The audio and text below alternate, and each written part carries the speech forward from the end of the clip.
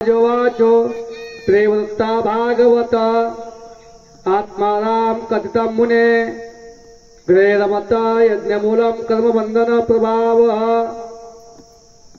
या ठिकाणी सुखाचार्य राजा प्रेवृत्त भगवत भक्त असून आत्माराम होता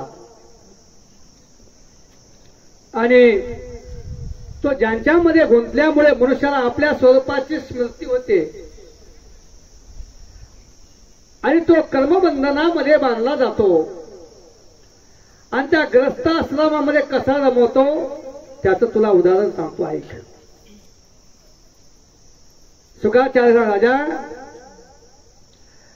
मला प्रेमस्थान स्त्री आणि घर पुत्र इत्यादीच्या आसक्ती राहून सुद्धा एक प्रकारची सिद्धी प्राप्त केली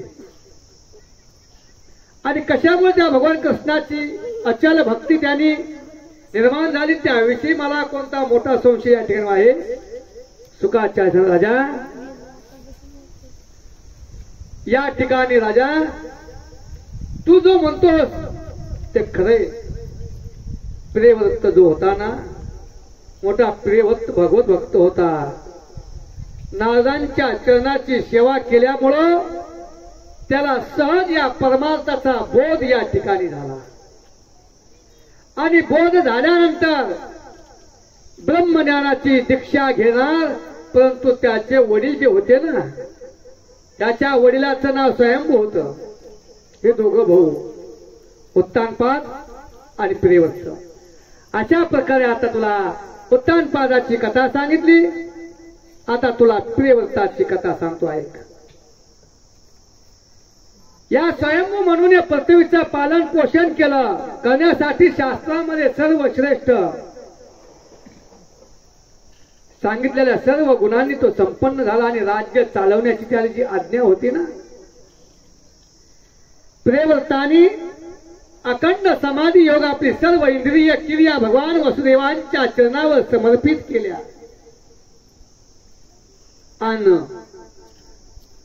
जर या पित्याचं आज्ञेचं उल्लंघन जर केलं उचित नव्हतं तरी राज्य करताना आपलं आत्मक स्वरूप जे आहे हे मिथ्य प्रपंचामध्ये असून सुद्धा आच्छादित होऊन जाईल या विचार राज्यपद स्वीकारण्यामध्ये त्या प्रियव्रताला या ठिकाणी रस नव्हता।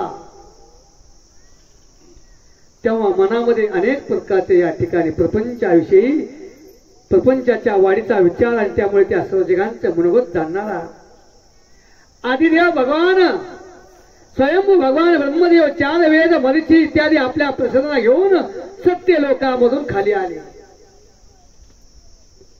आणि आकाशामध्ये बसलेल्या विमानामध्ये ठिकठिकाणी इंद्रादिक देव मुख्य त्याचं पूजन करत होते। सिद्ध गंधर्व चानर मुनिजन त्यांची स्तुती करू लागलेली। अशा प्रकारे सर्वांचा ठाव ठिकाणा करत करत सर्वांच्या ठिकाणी आदर आतिथ्य स्वागत होत होतं आणि गंधमादन पर्वताची खिंड प्रकाशित करीत करीत ते प्रियव्रताजवळ येऊन पोहोचले। कोण? स्वयंभू आणि ब्रह्मदेव। हंस हे वाहन पाहिलं आणि देव ऋषी नारद जे आहेत आपला पिता भगवान ब्रह्मदेव आले। स्वयंभू म्हणून आणि प्रियव्रतासह ताबडतोब उभे राहिले आणि त्यांनी त्यांना साष्टांग नमस्कार या ठिकाणी घालण्यात आला। परीक्षिता आणि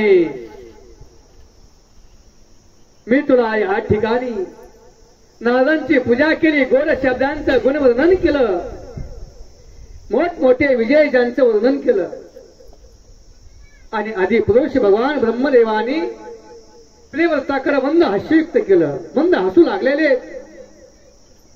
आणि त्यांची दृष्टी पाहिली आणि ब्रह्मदेव म्हणतात मुला तुला सत्य सिद्धांत सांगतो ऐक। अनाकालीन लीला करणाऱ्या श्रीहरीच्या बाबतीत तो कोणत्याही प्रकारच्या दृष्टीदोष या ठिकाणी पाहू नकोस। मी महादेव तुझे पिता स्वयंभू बनू आणि तुझे गुरु जे आहेत महर्षी नारद सुद्धा यांच्या अधीन राहून त्यांच्या आज्ञेचं पालन करत जा। त्यांची इच्छा कोणतेही देहधारी तप विद्या योग बल बुद्धी बल अर्थशक्ती धर्मशक्ती यांच्या जोरावर शक्ती स्वतः किंवा दुसऱ्याच्या साह्याने टळू शकत नाही. या जीवांचा त्यांचा अवयक्त ईश्वरानं दिलेलं शरीर जन्म मरण शोक मोह भय आणि सुख दुःख घेण्यासाठी कर्म करण्यासाठी नेहमी धारण करावं लागतं. त्याचप्रमाणे नाकामध्ये व्यसन जर घातली तद्वत पशु पक्ष्यांनी मनुष्यांना झालेलं वज वाढण्यासाठी परमात्म्याचीच ही वेदवाणी स्वरूप आहे. दोरीनं गुण कर्म जकडलेले आहेत यांच्या तिच्या कर्माची पूजा करत जातो. आणि या भगवान श्री चरण कमलांच्या काळरूप किल्ल्यामध्ये राहून जर तू या शत्रूंना जिंकलंस तरी सुद्धा प्रथम त्या पुराण पुरुषाने दिलेल्या भोगाचा उपभोग घे. आणि उपभोग घेतल्यानंतर तू काय कर, निसंग होऊन आत्मस्वरूपामध्ये स्थिर हो. सुखाचार्य सांगतात राजा, या त्रिलोक्याचे गुरु कोण आहेत? ब्रह्मदेव.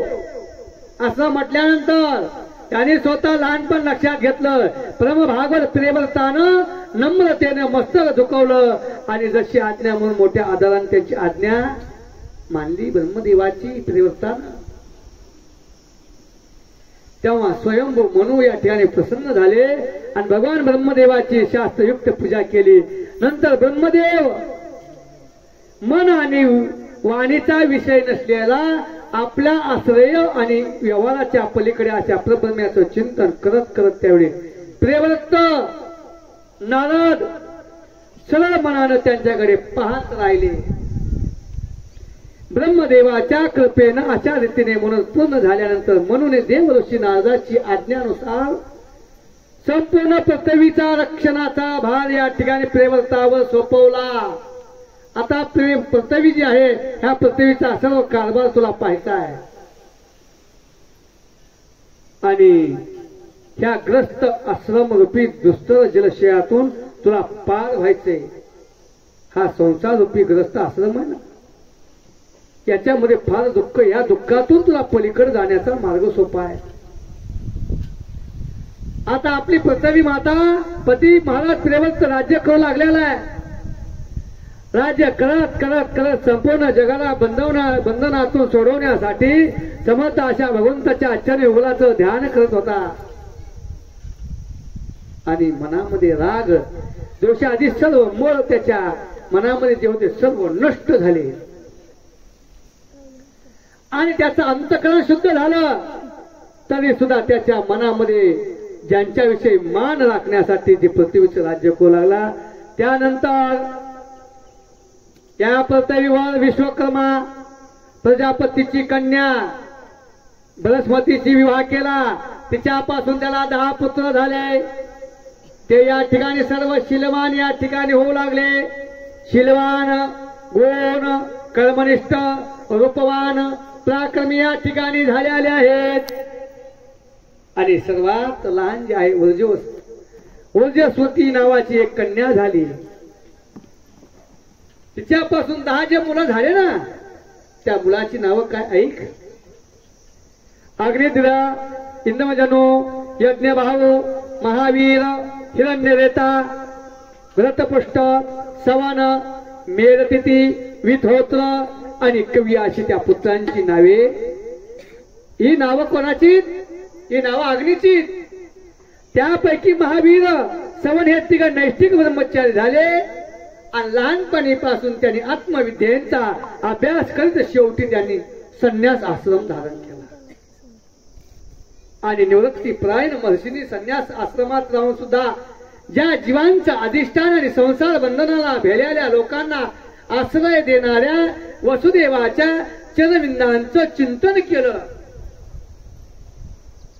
आणि त्यापासून त्या प्राप्त झालेल्या अखंड श्रेष्ठ भक्ती योगामुळे त्यांचं अंतःकरण शुद्ध झालं आणि त्याच्याच मध्ये भगवंताचा आविर्भाव झाला. आणि तेव्हा देहादित उपाधीची निवृत्ती झाल्याने त्याचा आत्मा जीवाच्या अंतरात्म्याशी एकरूप झाला।